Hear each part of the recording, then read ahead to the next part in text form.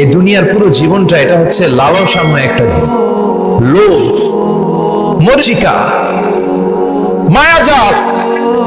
এই মায়াজালে আমরা আটকে আছি, ফলে মৃত্যুর কথা আমরা ভুলে গিয়েছি। পাগল মতো ছুটছি, আরো টাকা লাগবে, আরো খ্যাতি লাগবে, আরো যশ লাগবে, আরো দাপট লাগবে। আমার এত টাকা দিয়ে কি হবে? এত সম্পদ দিয়ে কি হবে? এত ব্যস্ততা দিয়ে হবে তোমার? স্টপ, থামুন, অনেক হয়ে যান না, থামুন।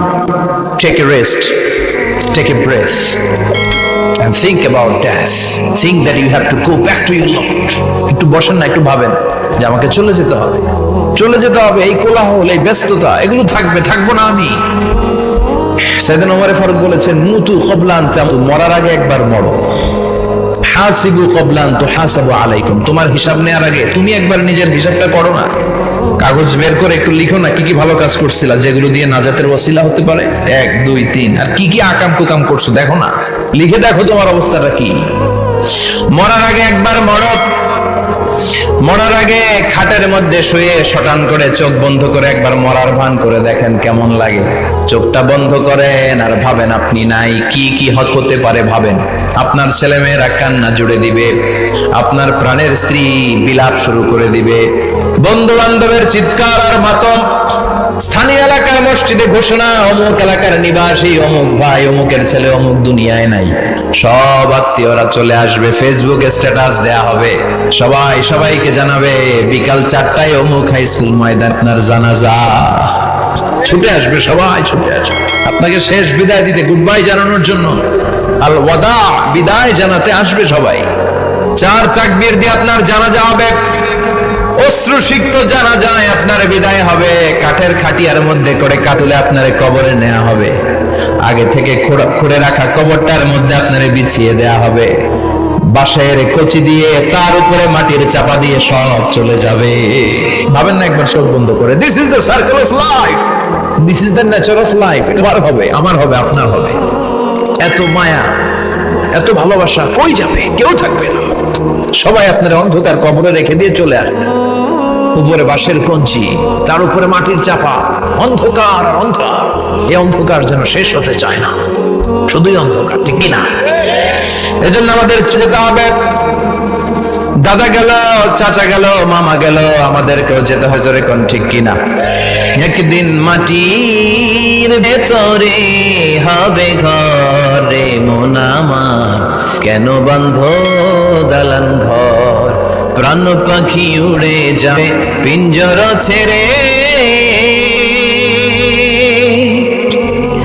ধরা ধামে সবই রবে, তুমি যাবে চলে, বন্ধু বান্ধব যত, মাতা পিতা দাসুত, সবই হবে তোমার পরে, মন আমার কেন বন্ধ দালান ঘর, একদিন মাটির ভেতরে হবে ঘরে মন আমার, কেন বন্ধ দালান ঘর, ঠিক কিনা?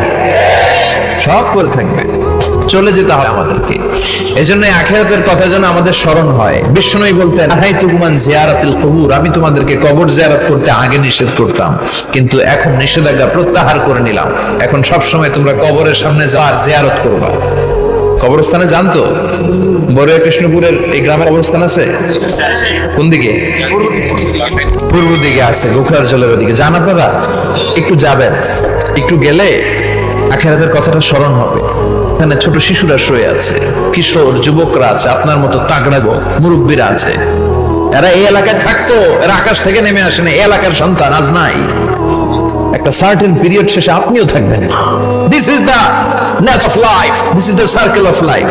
ছোট্ট শিশু হয়ে এসেছিলেন, শৈশব, কৈশোর, যৌবন, প্রৌঢ়ত্ব। আগে ছিলেন সিঙ্গেল, বিয়ে করে হয়ে গেলেন ঢোল।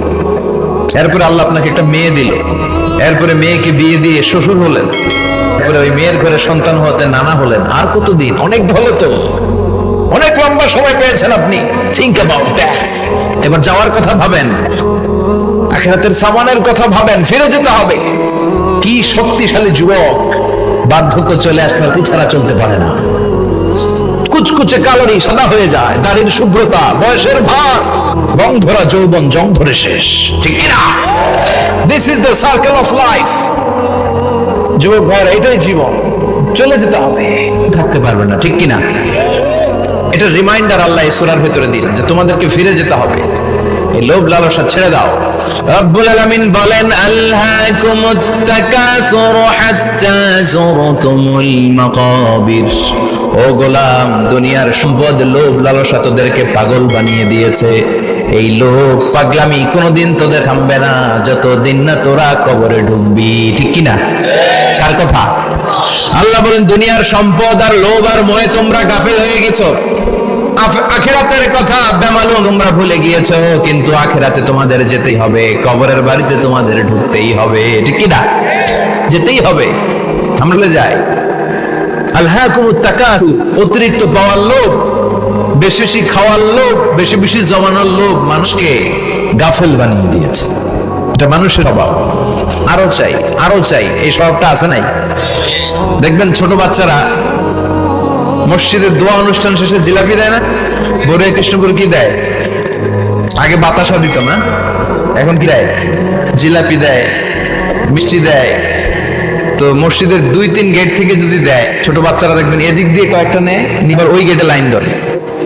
ওর হাত হলো ছোট হাত, ওর হাত ভর্তি জিলাপি, আর নেওয়ার আগে না, এরপর আরেক জায়গায় লাইন ধরছে, আরো লাগবে, আরো লাগবে, এই আরো আরো আরো চাই। এই স্বভাবটাই মানুষকে কুড়ে কুড়ে শেষ করে গেছে। এত লাগবে কেন তোমার? চাহিদার কোনো শেষ নাই। Unlimited demand of human being. যার আছে বেশি তার চাই বেশি, যার সাইকেল আছে তার হুন্ডা চাই, হুন্ডা আছে তো প্রাইভেট কার চাই, প্রাইভেট কার আছে তো প্লেন চাই, প্লেন আছে তো হেলিকপ্টার চাই, হেলিকপ্টার আছে তো ওইটা চাই, ওইটা আছে তো সেটা চাই, ঠিক কি না? এলাকার মেম্বার যে হয়েছে চেয়ারম্যান হতে চায়, আছে না নাই? চেয়ারম্যান সাহেব এমপি হতে চায়, আছে না নাই? এমপি সাহেব মন্ত্রী হতে চায়, আছে না নাই? মন্ত্রী সাহেব প্রধানমন্ত্রী হতে চায়, আছে না নাই? কিন্তু এই দেশে সুযোগ নাই। কথা কন, এই দেশে প্রধানমন্ত্রী সিলেক্টেড, 2-3 জন বাইরে কেউ প্রধানমন্ত্রী হতে পারবি না, ঠিক কিনা? আমার এই জীবনে তো 2-3 জনই দেখলাম। বেগম খালেদা জিয়া, মাননীয় প্রধানমন্ত্রী শেখ হাসিনার ছোট্টবেলা দেখেছি এরশাদকে, আমরা তখন ছোট। তো মানুষের চাহিদার কোনো শেষ নাই, যার আছে বেশি তার চাই বেশি। এজন্য বিষ্ণু বলেছেন, উনজুর ইলা মান হুয়া আসফালা মিন, তোমার চেয়ে যে খারাপ আছে ওর দিকে তাকাও। ওয়ালা তানজুর মান হুয়া আ'লা, তোমার চেয়ে যে ভালো আছে ওর দিকে তাকাও না, তোমার চেয়ে যে খারাপ অবস্থানে আছে ওর দিকে তাকাও। অনেকে নিজের অবস্থান নিয়ে সুখী না, এরকম আছে না নাই? আল্লাহ আমার এটা দিল না রে, ওইটা দিল না রে, পাইলাম না রে, কিচ্ছু হয় না, কি করবো জীবনে, হতাশ। আসলে আছে কিন্তু অনেক, কিন্তু শুকরিয়া নাই, ডাকাত, ঠিক কিনা? নিজের অবস্থান নিয়ে সুখী না, কিন্তু অনেক লোক আছে তারা আপনার অবস্থানে পৌঁছতে চায়। তাদের দিকে তাকিয়ে দেখেন, আপনি যে অবস্থানে আছেন এই অবস্থানে পৌঁছাটা অনেকের কাছে স্বপ্ন। তারা প্রতিনিয়ত সংগ্রাম আর স্ট্রাগল করে যাচ্ছে আপনার অবস্থানে পৌঁছতে, আপনি এটা নিয়ে সন্তুষ্ট না। শেখ সাদির নাম শুনেছেন? বালাগাল উলা কাশাফাত দুজা, এই কবিতাটার রচয়িতা, ইরানের বিখ্যাত কবি। উনি একবার আর্থিক সমস্যার মধ্যে দিয়ে সময় কাটাচ্ছেন, টাকা নাই, পয়সা নাই, পায়ে দেওয়ার মতো জুতা নাই। উনি খুব দুঃখ পেলেন, হায় রে, আমি ইরানের এত বড় কবি, আমার পায়ে দেওয়ার মতো জুতা নাই। দুঃখ ভরা মন নিয়ে রাস্তায় হাঁটতে বেরোন, হাঁটতে হাঁটতে হঠাৎ দেখলেন একটা লোক শুয়ে শুয়ে কাঁদছে, ওই লোকটার 2টা পাই নাই, পাই নাই। উনি সেজদায় পড়ে গেলেন, আল্লাহর কাছে ক্ষমা চাইলেন, আল্লাহ অনেক দিয়েছো, শুকর আলহামদুলিল্লাহ। এজন্য যেই পরিস্থিতিতেই থাকি না কেন আমরা কি পড়বো? জোরে বলেন, কি পড়বো? এজন্য আল কানাতু মিনাল ইসলাম, অল্পে তুষ্ট থাকার নাম হলো ইসলাম।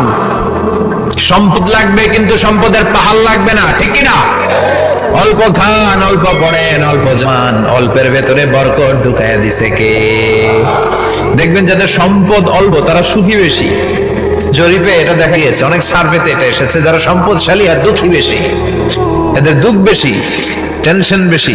খুব স্বাভাবিক, টাকা যার বেশি রোগ তার বেশি, টাকা যার বেশি টেনশন তার বেশি, টাকা যার বেশি ঘরে শান্তি তার কম, আছে না নাই?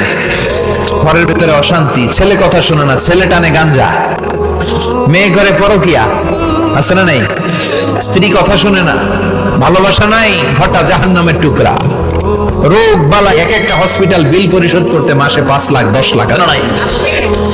কিছু খেতে পারে না, ডাক্তার একেবারে ডায়েট মেনু বেঁধে দিয়েছে। Diet, very diet menu. এটা এটা এটা কিছুই খাবেন না, শুধু গরু খাবেন না, খাসি খাবেন না, চিংড়ি খাবেন না, খালি ঘাস খাবেন। ইচ্ছে মতো ঘাস খাবেন, মানে ঘাস জাতীয় যত আইটেম আছে সব খাবেন। শাক খাবেন, সবজি খাবেন, সালাদ খাবেন। গরু, চিংড়ি, মুরগি, গোশত, ইলিশ কিছু খেতে পারেন।